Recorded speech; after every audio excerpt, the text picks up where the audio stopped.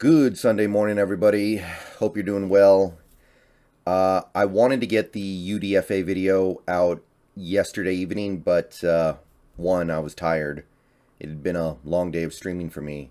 And two, we kind of kept getting word of UDFA signings until it was very late anyway, so if I had tried to make a video, it would have been incomplete. Honestly, sitting here now making this video, I don't know if we're completely done yet either, so yeah, it's just one of those things where UDFA can take an extended period of time to completely clear up.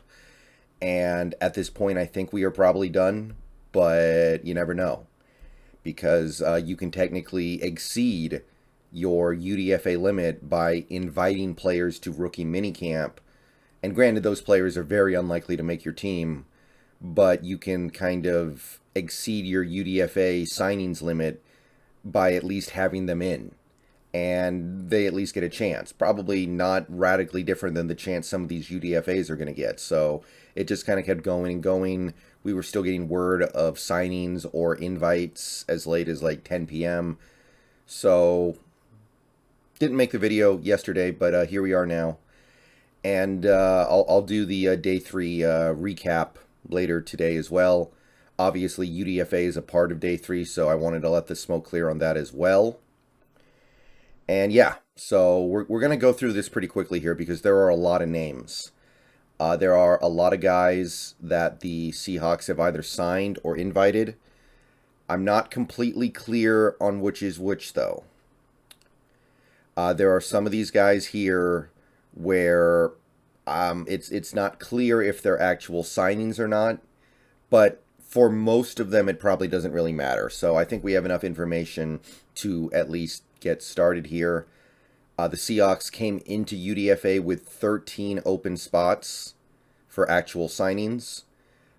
In this video, we're going to go over close to 20 guys. So of this group, about a third of them are probably just rookie minicamp invites. I believe rookie minicamps start Friday. One of the more significant things that happens in May. So we'll see who actually got a contract and who didn't in the coming week or so probably. But it doesn't really matter all that much. All these guys are just getting a shot with Seattle. A lot of them are probably looking at like less than 5% odds of actually making the 90-man, much less the 53-man. But there's probably somebody in here who's interesting. Okay, so field goals. Made this list last night. We're going to start here. They're giving us these 13 players. Levi Lewis, Shamarius Gilmore, John Mitchell, Demetris Robertson, Rodney Coates, Josh Onujiogu, defensive lineman Matt Gotel, linebacker Vi Jones, defensive back Joshua Valentine Turner, safety Deontay Williams, Joey Blount, safety Bubba Bolden, and safety Scott Nelson. They also gave us these 3 guys as rookie minicamp tryout invitees. Quarterback Kaley Eleby, safety Tyrese Dedman, and punter Race Porter.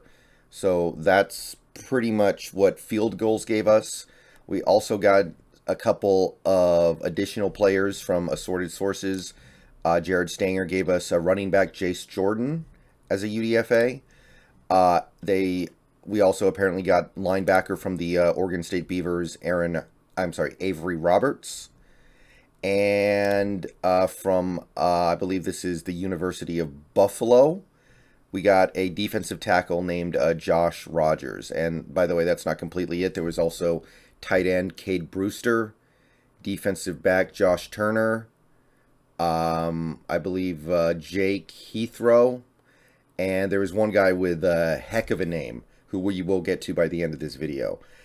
And I believe that's probably everybody at this point. I did my best to find like official confirmation of these signings or invites, because obviously some of them must be invites. But I think that is the list of players that we're working with here. So let's briefly go over these players. Some of them are obviously a lot more interesting than others. But let's start taking a look at some of these guys. Okay, the quarterback is Levi Lewis. This is one of the more interesting guys because he's a lefty. and his skill set kind of makes me think of like poor man's Matt Corral. So instead of getting Matt Corral in the, well, it would have been like the third round, I guess, you got Levi Lewis in UDFA. He's very small. He's basically Doug Flutie size, but he played okay at Louisiana. 5-year player, 3-year starter.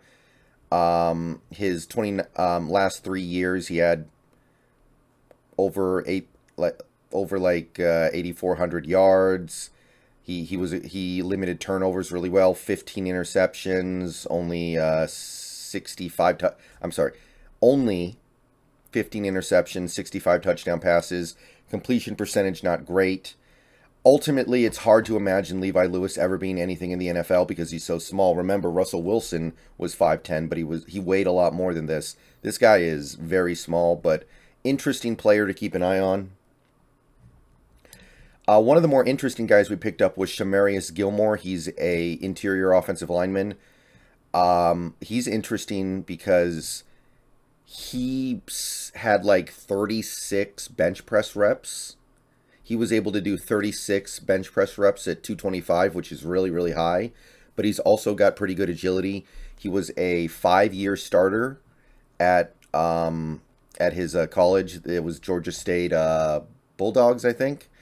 He made all Sun Belt Conference in some capacity all 5 years. If there's one guy on this list who I think has a good chance to stick with the roster, it would be Shamarius Gilmore. 295, 6'3". He's got, I mean, that's more the size you would expect from a center, but some guards are able to make do at that size. So, Shamarius Gilmore, interesting interior offensive lineman prospect. John Mitchell is a wide receiver / tight end from Florida Atlantic. He's been there for quite some time, since 2016. The last 2 years he's played, put up not tremendous stats. He missed 2020. I think Florida Atlantic may have skipped 2020 entirely because of COVID. I'm not sure. But over those 2 years, he did have like 750 yards and 9 touchdowns.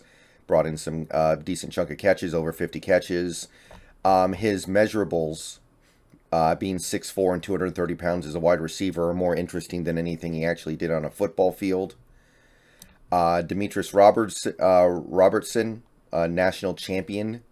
Demetris Robertson, average size for a wide receiver. Spent some time at California, transferred over to Georgia. Didn't actually play last year, but he was. I assume he gets credit for the national title, right? His only big year in college was 2016, so long time ago. 50 catches, 767 yards, 7 touchdowns. He had one okay year in Georgia, but otherwise was pretty much an afterthought. I don't have a ton to say about Demetris Robertson. With all the receivers that we got in this draft and already had, very unlikely any receiver manages to break through that we pick up at this stage, but nevertheless. Let's see. This is Rodney Coates, another wide receiver from, who is this? Who is this? Like, it's sometimes this is sketchy. The Argos, the West Florida Argonauts. There's a name. The West Florida Argonauts. He produced pretty well in 2021. 650 yards, 40 catches, 6 touchdowns. Obviously playing all very weak competition, but he did some decent stuff. Again, I don't expect any of these receivers to have any real shot at the team, but they're going to get a chance to try out at least. Here's the first guy we got, actually. It's a Joshua Onujiogu, defensive end from the Framingham State Rams. And I don't know too much about the Framingham State Rams, but this guy was actually really productive in his 5-year career for them. I believe he missed 2020. I think they took the year off because of COVID. But if you take a look at his performance from 2017 on, double-digit sacks in 2 years, 1 year with 8.5 sacks, 50-plus tackles. Dude was a very productive pass rusher for them, and he's got the size, right? 6'3", 250 pounds. That's somebody who you could put at edge in a 3-4 defense and say that's plenty good enough. It's not like somebody like a Cameron Good, who I looked at and went, that guy's probably just too small because he was like 235. But Joshua at 250, he's got the frame for it at least. So, interesting player. Next guy is Matthew Gotel from, where is this? The Argos as well, the West Florida Argonauts. And this guy is actually from my area, Tacoma, Washington. Went to high school relatively close to where I live. So this guy is known in this area, at least somewhat. 325 pounds, 6'4". That's basically a nose tackle. That says to me he would be a nose tackle in a 3-4 or a 1 tech. Not a whole lot to say about his performance. 26 tackles, 2.5 sacks. I'm sorry, 2.5 tackles for loss, sack and a half. He strikes me as a pure run stuffer, block eater. In this defense, I imagine he's going to be like the 0 tech / 1 tech. But he's got the size for it, so it's imaginable that he'll be able to do it. Obviously, he doesn't have a lot to hang his hat on in terms of on-field performance, but it's feasible. Vi Jones is linebacker, very small linebacker. I don't know what he does in this defense. At 227, that's probably too small to be on the inside or the outside. I mean, that's like a big safety or cornerback more than it is a linebacker in the NFL, right?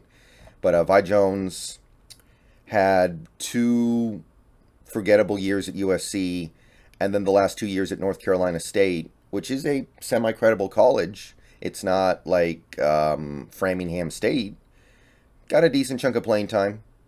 Amassed a total of 80 tackles, 13 for loss, 9 sacks. Pretty credible. I just don't know what he's going to do when he's this small. Like this is definition of like a linebacker safety tweener to me. Unless he's willing to put on some weight, I just don't see how he actually gets in an NFL linebacker core. And if he did, it would probably be in a 4-3 where you can be protected a little bit. Okay, next guy is Josh Valentine Turner, a Florida International player, defensive back, 6 feet tall, 190 pounds, so a little bit small, but not critically so. Last 2 years for FIU, made an impact, amassed 66 tackles total, 5 passes defensed, and an interception. Not big numbers or anything, but he played a decent amount for them, did some things all right. Again, very small school guy, but Florida International, it's not a completely unknown school, so not bad. Another safety coming up next, we have Deontay Williams. This is a guy I actually scouted a bit because he made a top 30 visit with the Seahawks before the draft. I knew he was on our radar, and I think we were pretty happy to get him in UDFA. I had a 7th round grade on him. Good size for a safety, 6'1", 205 pounds, plenty. 4 years at Nebraska. Last 2 years, amassed over almost 100 tackles, 6 for loss, a sack. He really put himself on the map, though, with 2021, had 4 interceptions. Ball hawk, started to make plays on the ball.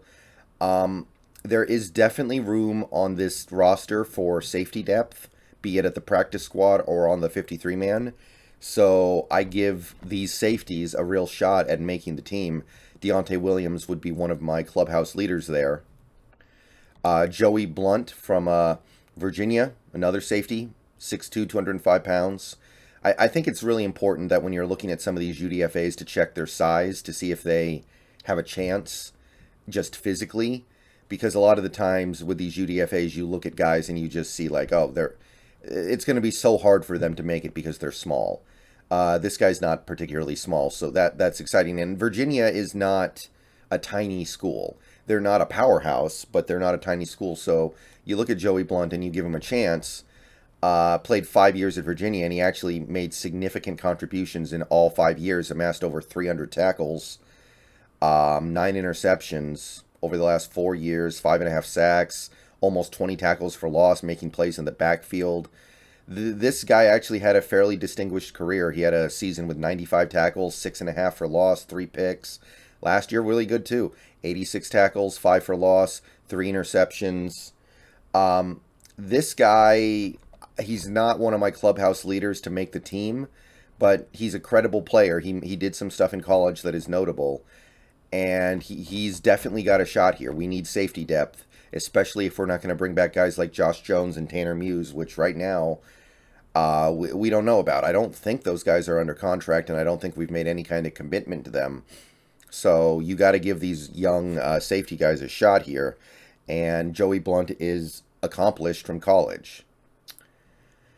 Bubba Bolden. Now, this guy I was actually really excited to get. He was one of my top guys in the UDFA hunt. I had him as a like sixth rounder.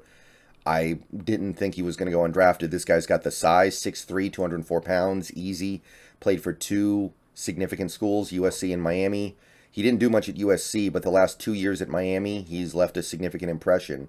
I think he missed some games in 2021, but over 120 tackles, 10 tackles for loss, 2 sacks, 2 interceptions over the last 2 years alone. He also forced 4 fumbles in 2020. That kind of stuff tends to not just be a fluke. That kind of stuff tends to indicate that he's good at trying to poke at the ball. Bubba Bolden might be the UDFA we got, or at least invited, who I think has the best chance of actually making an impact on the team. Him and Gilmore are probably 1 and 2 in some order. Scott Nelson, safety from Wisconsin, another major school. Wisconsin produced some defensive players this year. 6'2", 205 pounds. Gave you 4 years at Wisconsin. Only really 2 years where he, 3 years where he played a significant role. But skipping 2019, he had over 120 tackles, 11 and a half tackles for loss, a sack and a half, 4 picks, 15 passes defensed. Credible player, made an impact on that defense. Wisconsin produced a decent chunk of defensive draft picks this year, so you got to give them some credit for having a credible defense. And Scott Nelson, he's another safety you got to give a shot here. Kaley Eleby was a rookie minicamp invite, another quarterback. This is probably the guy who's a little more interesting than Lewis because, one, Kaley Eleby actually has NFL level size. He's 6'1", 210. Like that gives you a shot, right? Like it's not the Doug Flutie little thing where you're basically Rudy from Notre Dame. Kaley Eleby actually has NFL size, and 2, he was Dwayne Eskridge's college quarterback for part of Eskridge's career, so that's kind of cool. Only really 1 big year in college football, admittedly, though, so he wasn't Eskridge's quarterback the whole time. But 2021, he got a full year, 3,300 yards, 63.5%. So the completion percentage is not what you would like to see, but 23 touchdowns, 6 interceptions. Very solid year. 2021, he got half the season and looked pretty good. He was very efficient, kept turnovers low. So if Jacob Eason ends up not sticking, or we decide to carry 4 quarterbacks, I think Eleby might even be the clubhouse leader over Lewis because of his size and slightly more credible pedigree. Tyrese Dedman was another invite. Hard to find anything on this guy. He's got credible NFL size for a safety. He had an okay year last year for the Vandals. I actually remember when I was in college, one of the Husky home games that I went to when we had Jake Locker, I think it was Jake Locker at quarterback, was against the Vandals. So I've actually seen them play football in person. 59 tackles, 2 for loss in 2021. 1 interception. So he did some stuff. 6 pass breakups. Nothing remarkable. But he wasn't a bench warmer at college level. Race Porter is a guy that if you watch Washington football, you're probably very familiar with because we did a lot of punting last year. Now, I'm not going to act like a punter has any chance of making an impact on this Huskies team because that position is spoken for. But Race Porter had a really good year in 2021. 48.5 yards per punt, 53 punts over 12 games. We saw him a lot, and he did really well. It was his first year as the full-time punter, and he did the thing for sure. And even though I know he has no real chance of making this team, I kind of hope that he can latch on somewhere because he deserves a shot in the NFL for sure. And hopefully we can give him at least enough of an audition to do that. So, Race Porter, welcome for the short time you will be here. A couple other guys would be Jace Jordan. I mentioned him from the tweet from Jared Stanger, running back. UWG, the Wolves. Not a hugely productive guy at all, but had 446 rushing yards last year, 16 receptions. Decent production, like 500 yards, 11 touchdowns, over or right about 90 touches. So reasonably productive, nothing remarkable. On this roster, especially after the Kenneth Walker pick, you got to figure there's no room for a running back. Avery Roberts is a linebacker. This guy's kind of interesting because he's at least decently sized. You want your middle linebackers in a 3-4 to be like 240, but this guy's close. 6'1", 234 pounds. At that size, maybe he can at least be a special teamer. And if you look at what he did in 2021 for Oregon State, it's actually pretty notable. 123 tackles, 9.5 for loss, 2.5 sacks, basically equaled his production from the previous 2 seasons combined. 1 interception. This is a ton of production. He averaged over 10 tackles a game, was making a lot of plays in the backfield over the last 3 years. He has 19 tackles for loss. This is one of the guys who kind of has my... I give him a puncher's chance at the roster. Okay, Josh Rogers is the defensive tackle we got from the Buffalo Bulls. Found very little on him. If you look at his size in this defense, he would probably be a defensive end in the 3-4 or a 3-tech in a 4-3. So I don't know exactly where we envision his role, but his career is very sparse. In 2021, he had 24 tackles and half a sack. That's it. At the 1 year he played a decent chunk of time at Buffalo. He did spend a little bit of time at Texas A&M, but basically had no impact. So Josh Rogers, I am long odds to make the team, obviously, but I guess we see him as a defensive end in the 3-4 alignments. That would be my guess. Cade Brewer is a tight end from Texas, 6'4", 240 pounds. So he's got the size. That's reasonable NFL tight end size. Didn't have any big years in college. 2021 was his best year with 22 catches, 184 yards, and 3 touchdowns. So I believe he's a good blocker, but the tight ends on this team are obviously pretty full. Maybe Cade Brewer can take Tyler Mabry's job, but no real room on the actual roster at this point, unless we're completely done with Parkinson. Josh Turner, defensive back from Florida International, another guy, smaller guy, short of 190 pounds, 6 feet flat. Not overly productive in his college career. His best year was probably 2021. He had 33 tackles. Not a whole lot to speak of. He had 1 interception in 2020. Definitely near the bottom of the list in terms of the safeties that we picked up in UDFA for me. Jake Herslow is a wide receiver. Another smaller guy, 176 pounds. Played at 2 different colleges. His best year was this most recent one at Houston. Almost 500 yards receiving on 36 catches, 5 touchdowns. Put himself on the map a little bit, playing at a school with some degree of credibility in Houston. And again, I don't see these receivers having much room to make the team. Final guy that I've been able to find anything on is Laakia Kano Ohano. Hold on here. Let me try to... Ohano Davis. So we'll remember that name. I don't know if we're going to remember this player. He played linebacker for the Southern Utah Thunderbirds. Had 1 year of any real production, 20 tackles, a sack and a pick in 2021. That's it. And the guy is 215 pounds. He's very clearly a safety in the NFL, if he's anything. And on this UDFA slate of safeties, very small chance he actually sticks. And that's all I've been able to find on Seahawks UDFAs. So, not a lot of big names, but some interesting guys. I'll talk more about this in the Day 3 recap video that'll come later today. But for my money, the guys who are most likely to make some kind of impact on this team would be Gilmore, the guard, and Deontay Williams and Bubba Bolden, the safeties. And I would go Kaley Eleby, the quarterback, and Avery Roberts, the linebacker. I think those 5 guys have the best chance to stick as of right now, but time will tell. I believe rookie minicamps start in less than a week, so some of these guys are going to get their one and only chance to show themselves then, and most of them will probably be gone, if not all of them. So we'll see what happens, but that's my read on the UDFA prospects right now. Ended up being a long video because there were a lot of players to look at. I'll see you guys later today. Peace out, go Hawks. Look for me on Twitch, by the way. I will be streaming on Twitch for a decent chunk of today.